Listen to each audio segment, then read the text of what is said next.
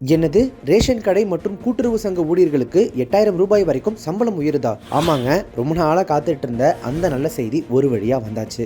அதே சமயம் பொதுமக்கள் ஆவலோடு எதிர்பார்க்குற அந்த 5 சவர நகைக்கடன் தள்ளுபடியினுடைய நிலவரம் என்ன, அரசியலில் இப்போ என்ன நடக்குது, இது எல்லாத்தையுமே இந்த வீடியோவில் டீட்டெயிலாக பார்க்க போகிறோம். ஸ்கிப் பண்ணாமல் பாருங்கள். முதல்ல ஊழியர்களுக்கான அந்த ஸ்வீட் செய்தியிலிருந்தே நம்ம விஷயத்தை ஆரம்பிப்போம். தமிழக கூட்டுறவு சங்கங்கள் மற்றும் ரேஷன் கடைகளில் வேலை பார்க்குற பல்லாயிரக்கணக்கான ஊழியர்களோட நீண்ட நாள் கோரிக்கை இப்போ நிறைவேறியிருக்கு.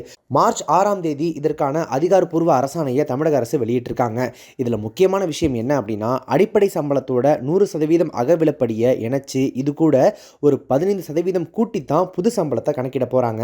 இதனால் சீனியர் ஊழியர்களுக்கு மாதம் 8000 ரூபாய் வரைக்கும் சம்பளம் உயர வாய்ப்பு இருக்குன்னு ஊழியர்கள் சங்கங்கள் ரொம்பவே குஷியில் இருக்காங்க. சம்பள விவரங்களை பார்த்தோம் அப்படின்னா, புதிய விற்பனையாளர்கள் அதாவது சேல்ஸ்மேனுக்கு ஆரம்ப ஊதியம் 7500 ரூபாய், ஒரு வருஷத்துக்கு அப்புறம் 9900 முதல் 39600 ரூபாய் வரை. புதிய கட்டுநர்களை பொறுத்த வரைக்கும் ஆரம்ப ஊதியம் 6000 ரூபாய், ஒரு வருஷத்துக்கு அப்புறம் 9000 முதல் 35000 வரை. கூடுதல் சலுகைகளை பொறுத்த வரைக்கும் 1500 கார்டுகளுக்கு மேலே இருக்கிற கடையில் வேலை பார்த்தா விற்பனையாளர்களுக்கு 2000 ரூபாய், கட்டுநர்களுக்கு 1500 ரூபாய் தனிப்படி உண்டு. வீட்டு வாடகைப்படியும் 10% உயருது. சரி, ஊழியர்களுக்கு ஓகே, பொதுமக்களுக்கு என்ன அப்படின்னு கேட்டிங்கன்னா, இதுதான் இப்போ ஹாட் டாபிக். 2021 திமுக கொடுத்த நகைக்கடன் தள்ளுபடி வாக்குறுதி எந்த அளவுக்கு கை கொடுத்துச்சுன்னு எல்லாருக்குமே தெரியும். இப்போ வர்ற தேர்தலையும் அதே மாதிரி ஒரு அறிவிப்பு வரும்னு மக்கள் எதிர்பார்க்குறாங்க.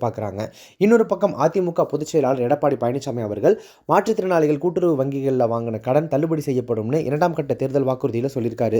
இது மட்டும் இல்லாமல் நடிகர் விஜய் அவர்களோட தமிழக வெற்றி கழகம் சார்பாகவும் மகளிருக்கான முக்கிய அறிவிப்புகள் வரும்னு சொல்கிறாங்க. அதில் நகைக்கடன் தள்ளுபடி இருக்குமா அப்படிங்கிறது மிகப்பெரிய எதிர்பார்ப்பு. சம்பள உயர்வு வந்தாலும் இது சம்பந்தமாக ஒரு சில விஷயங்களை தமிழ்நாடு அனைத்து ரேஷன் கடை ஊழியர் சங்க தலைவர் ராஜேந்திரன் சொல்லியிருக்காரு. என்ன சொல்லியிருக்காரு அப்படின்னா, கண்டிப்பாக இது ரொம்ப மகிழ்ச்சி தான், ஆனால் அகவிலைப்படியை 55% இருந்து 58% உயர்த்தணும், மருத்துவப்படியை கூட்டணும் அப்படின்னு சொல்லி இன்னும் சில கோரிக்கைகளை வச்சுருக்காங்க.